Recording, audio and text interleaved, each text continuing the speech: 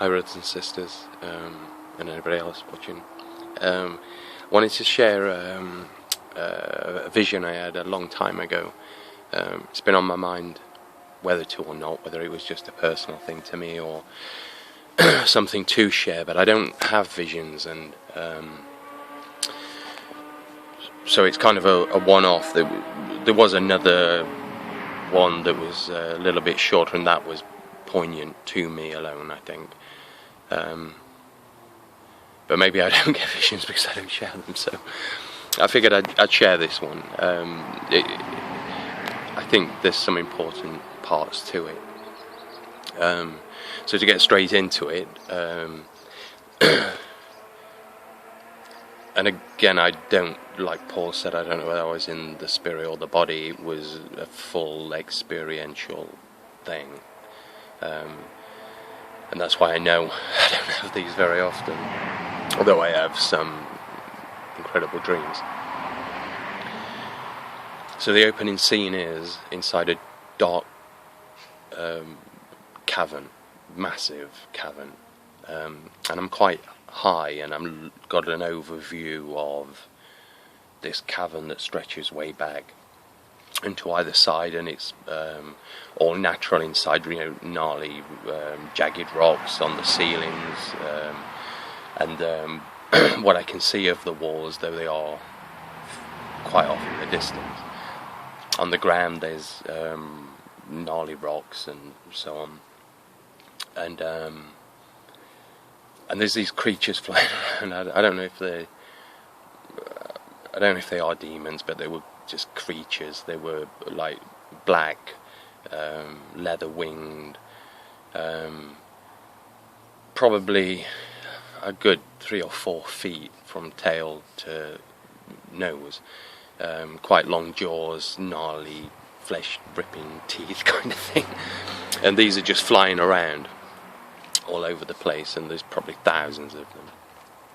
And then I as I'm perusing the scene, I noticed way down on the floor there's a light, and I knew that was me. As soon as I acknowledged that, I was there in the light. I was on the floor now, and I was in like a dome of light. Now I assumed this dome was more of a bubble, and he went underground because nothing came from underneath. But if I stretched my arms out, I had a good foot before this light globe that I'm in. It's not static, it's kind of electric and alive and moving, but I can see clearly through it. And these creatures are just smashing into this thing, but like I say, it's a foot away from my arm stretched out, so they're away from me. And I also had no worry anyway, even though I'm a Christian finding myself in hell. I wasn't at all in any way worried. And these things are attacking it, but they can't stay on it, so they're replaced by a few more, and they attack it for a while, and then they fall back, and so it is. And then a thought came to my mind that it is a good idea. If you find yourself in hell, keep going. You don't want to stay there.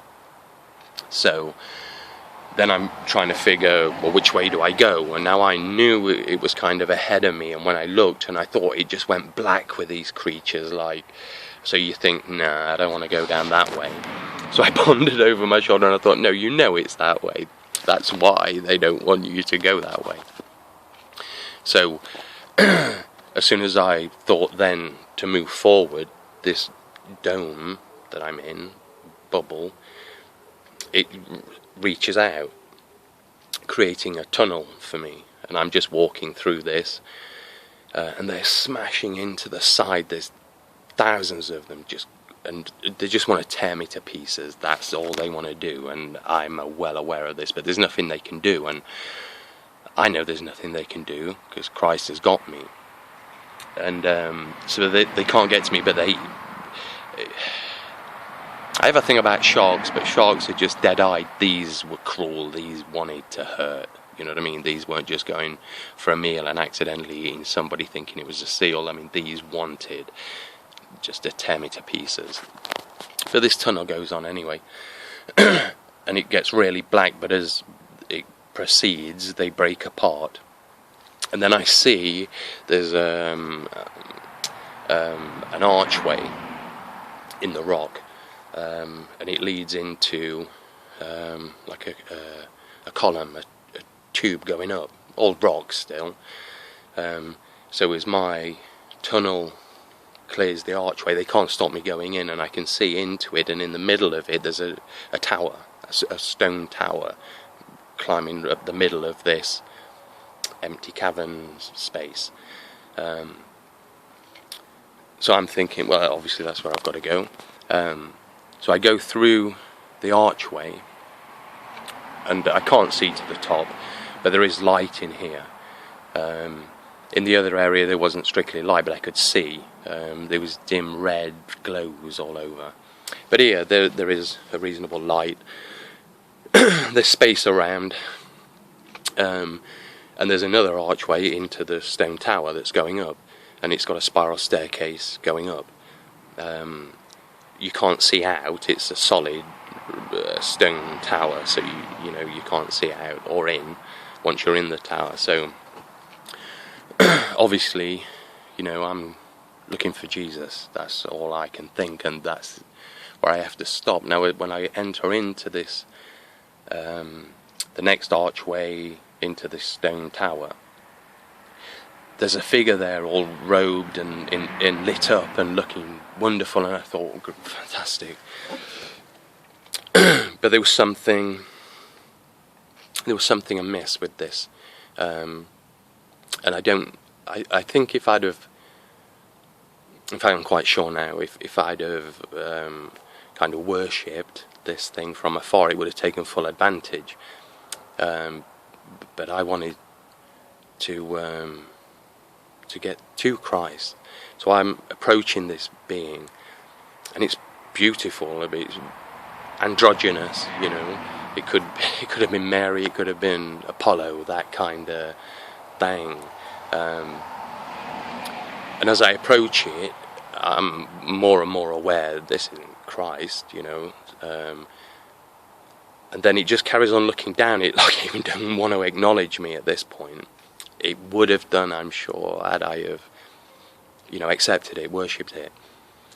So I walk by it, and I'm looking at it, and it's quite impressive, it's beautiful. But it just wouldn't even acknowledge me, it just carried on looking forward. So I pass by and carry on to spiral up the stairs. It's at this point, and I think this is the point that maybe it's worth sharing. It's only at this point I noticed, because I'm going up the centre of the spiral, and on the outside I now see people walking down.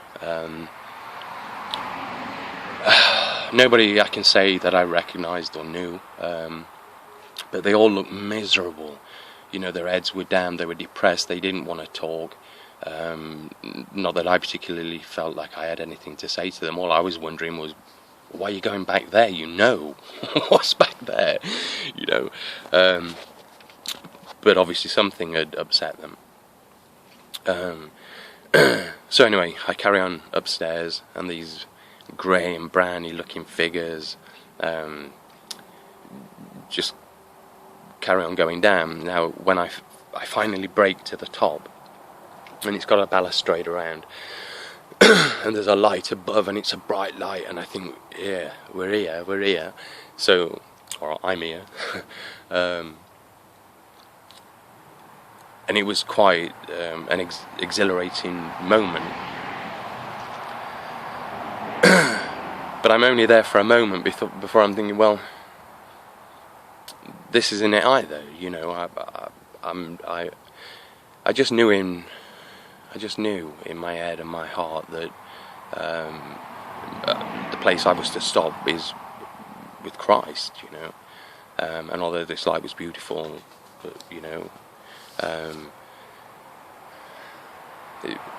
that's all it was, if you know what I mean. And I think that's where these people had gotten disillusioned and were making their way back down. But I knew I couldn't stop until I was at the feet of Christ. That was my mission. And should be all Christians' mission. So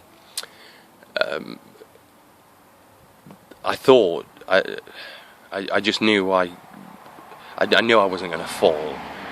So I stepped up onto this balustrade and I jumped to the light and flew, if you like.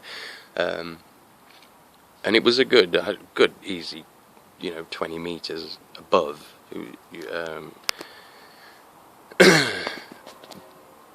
And when I got to the light, and it was a huge, a big industrial, like tin styly lampshade with a big, like high pressure sodium light bulb in it, like you'd have in a street light or something, just really bright. And I'm hanging on to this lampshade, and at this point my heart sinks, because this is Lucifer, this is the false light, Lucifer means light bearer, but it's a false light, and this is obviously a false light. It's electrical in a tin lampshade, and my heart sinks, and with it my faith goes. I could feel that. And then this big orb that was around me, where these creatures, which are still trying to attack me, just collapses in, and it's only, say, an inch from me, and these creatures are right up in my face, literally here. They still can't get in, they're still that good, inch or so, but they're close and they're on me and they're wanting to tear me to pieces, and I know I'm vulnerable now. My heart has just gone, and there's a crazy kind of sadness with that, and with it the faith, and that's why I know that they can get in, and it's only a moment of a loss of faith, a complete loss of faith, that they'd have me, and I'd be just torn to pieces. And then I just think, I'm just reminding myself then, you don't stop. If this isn't Christ, then you don't stop, you carry on, So it wasn't kind of an issue to me. I mean, I've just flown essentially through the air to get this thing, so I thought, well, I've got to go through the rock then, because obviously I'm at the top of the cavern now, so I think I've got to just burst through the rock, and I didn't know whether it was a foot thick or a 2 miles thick, but I think I've got to burst through it, and I didn't doubt I had the capability, like I didn't with the flying, jumping bit. So I burst through the rock. I just push forward and burst through the rock, and as I do, it's probably only a few feet as it goes, I'm just burst into the air, and it's a beautiful day like on Earth, just a stunning day, and I'm bursting into the air, and these creatures are following after me, taking a grab if they could, and then falling back because they couldn't seem to stay in the daylight, and then they'd be followed by more, and they'd try, and so it'd go, but I'm just soaring through the air, and the sky's just peppered with these beautiful lights that I know are angels, good angels. They were a little blurry. I think that was because I didn't want to put any form on them. How often they're depicted, and that isn't strictly necessarily how they look. But they were good, and there were lots of them, plenty of them. And as I'm bursting through the air, there was 3 immediately by me. 2 just drove these things, just flew down and drove these creatures back into the hole. And the other one kind of took me and sat me on, or stood me on this mountain thing that would just burst out of, or I'd just burst out of. Wasn't stood next to me, but a little bit to the back, and I just knew I wasn't supposed to be looking around at him. But but I'm guessing from how he was a good, stood behind me and a good 9 feet tall. And I just felt so at peace, so yeah, it felt good. I looked over to where I'd burst out, and I'm on a mountain, so it's all rocky and gnarly like it would be.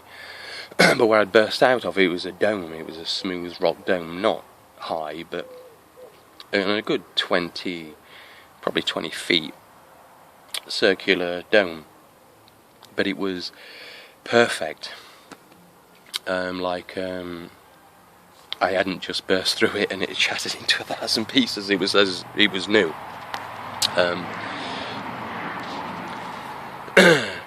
That was a little surprising, and I was just hoping that the people behind me would think, well, where's he gone, and follow. And